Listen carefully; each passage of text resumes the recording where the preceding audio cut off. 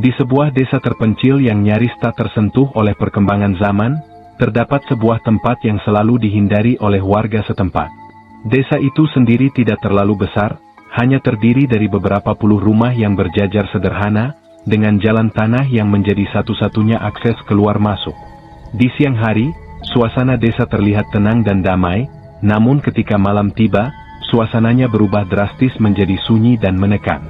Tidak ada aktivitas, tidak ada suara manusia, bahkan hewan pun seolah enggan bersuara. Dan di ujung desa itu, berdiri sebuah rumah tua yang telah lama ditinggalkan, rumah yang menjadi pusat dari semua bisikan ketakutan yang beredar di antara warga. Rumah itu tampak seperti bangunan yang perlahan dilupakan oleh waktu. Catnya terkelupas di hampir seluruh permukaan, memperlihatkan kayu lapuk yang mulai membusuk.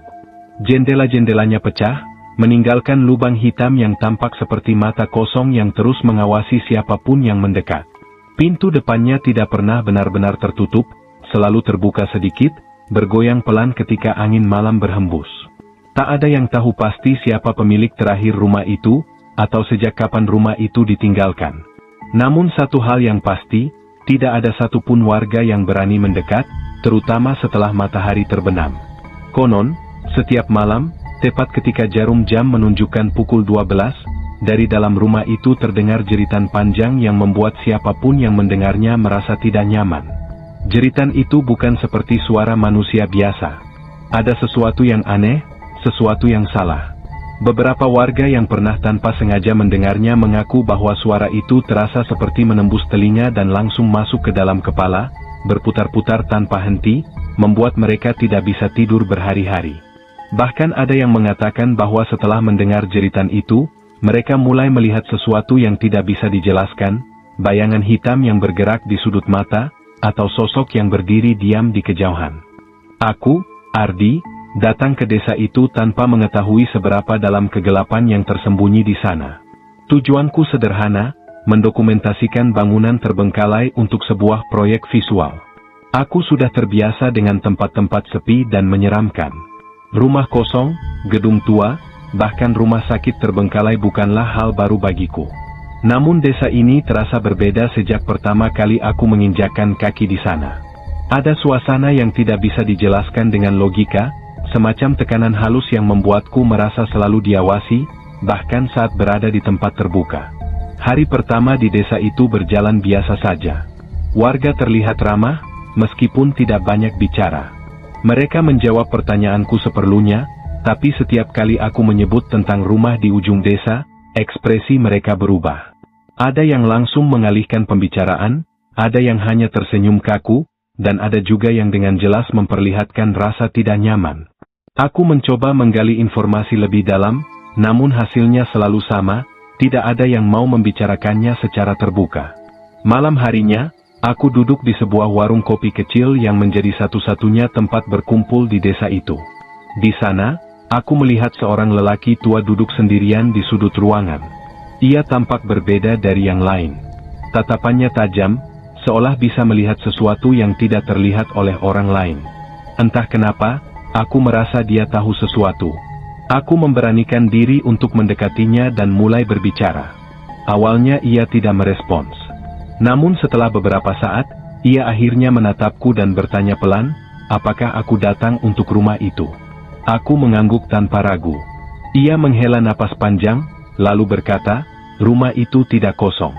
Tidak pernah kosong. Kata-katanya membuatku sedikit terdiam, tapi aku masih mencoba bersikap santai.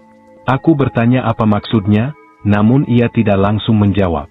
Ia hanya menatapku lama, lalu berkata dengan suara yang lebih rendah, kalau kau dengar jeritan itu, jangan pernah menjawab. Setelah mengatakan itu, ia bangkit dan pergi, meninggalkanku dengan lebih banyak pertanyaan daripada jawaban. Malam itu, rasa penasaranku semakin besar. Sekitar pukul 11.30, aku memutuskan untuk pergi ke rumah itu sendirian.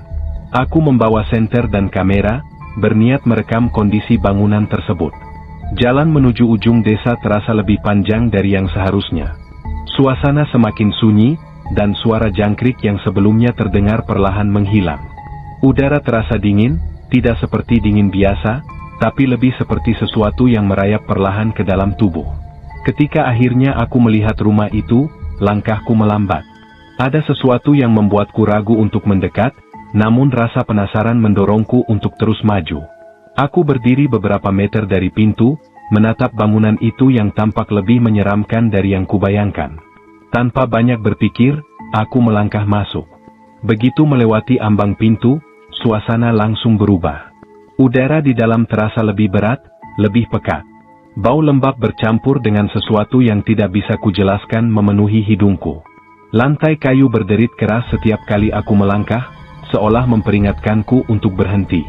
Aku menyinari setiap sudut ruangan dengan senter, mencoba mencari sesuatu yang bisa menjelaskan semua ini secara logis. Namun yang kutemukan justru membuatku semakin tidak nyaman. Dinding-dinding rumah itu dipenuhi goresan yang tampak seperti bekas kuku. Beberapa di antaranya cukup dalam, seolah dibuat dengan tenaga yang besar. Di salah satu sudut ruangan, aku melihat sesuatu yang membuatku merinding, bekas tangan yang tercetak di dinding, berwarna gelap, seperti noda yang sudah lama mengering. Aku mencoba menenangkan diri, meyakinkan diriku bahwa semua ini bisa dijelaskan secara rasional. Namun perasaan diawasi semakin kuat. Seolah ada sesuatu di dalam rumah itu yang menyadari kehadiranku. Lalu, suara itu muncul. Duk, duk, duk. Suara langkah kaki dari lantai atas. Aku langsung berhenti bergerak. Suara itu terdengar jelas, perlahan, teratur. Tidak mungkin itu hanya suara kayu. Ada seseorang, atau sesuatu, di atas sana. Dengan ragu, aku berjalan menuju tangga. Setiap langkah terasa berat, namun aku terus naik. Saat aku sampai di lantai atas, suara itu tiba-tiba berhenti. Sunyi. Terlalu sunyi. Aku berjalan menyusuri lorong sempit, hingga akhirnya aku mendengar sesuatu dari salah satu kamar. Tolong? Suara perempuan. Lemah. Memohon. Aku mendekati pintu itu, jantungku berdegup kencang. Tanganku gemetar saat menyentuh gagang pintu. Perlahan, aku mendorongnya. Dan saat itulah semuanya berubah. Jeritan keras meledak, memenuhi seluruh ruang. Aku terjatuh ke belakang, menutup telinga, namun suara itu tidak berhenti. Bahkan terasa semakin dekat. Dan saat itu aku menyadari sesuatu yang mengerikan, suara itu bukan berasal dari luar. Suara itu berasal dari dalam kepalaku. Senterku mati. Gelap total. Dalam kegelapan itu, aku mendengar langkah kaki di belakangku. Pelan. Mendekat. Aku tidak berani bergerak. Lalu aku merasakan sesuatu di telingaku. Kenapa kamu datang? Aku menoleh. Dan yang kulihat, bukan manusia. Sosok hitam, tinggi, membungkuk, dengan wajah yang tidak memiliki bentuk jelas berdiri di hadapanku. Matanya kosong, tapi menatap langsung ke dalam diriku. Lalu ia membuka mulutnya, dan mengeluarkan jeritan yang sama. Lebih dekat, lebih menyakitkan. Aku kehilangan kesadaran. Namun itu belum berakhir. Karena saat aku terbangun, aku tidak lagi berada di luar rumah. Aku berada di dalam sebuah ruangan yang berbeda. Ruangan yang tidak pernah kulihat sebelumnya. Dindingnya dipenuhi tulisan, nama-nama. Puluhan.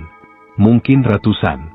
Dan di antara nama-nama itu, aku melihat satu nama yang baru saja tertulis. Namaku sendiri. Saat itu aku sadar. Aku tidak pernah benar-benar keluar dari rumah itu. Dan sejak malam itu, setiap pukul 12, jeritan itu tidak hanya terdengar di kepalaku, tapi juga keluar dari mulutku sendiri.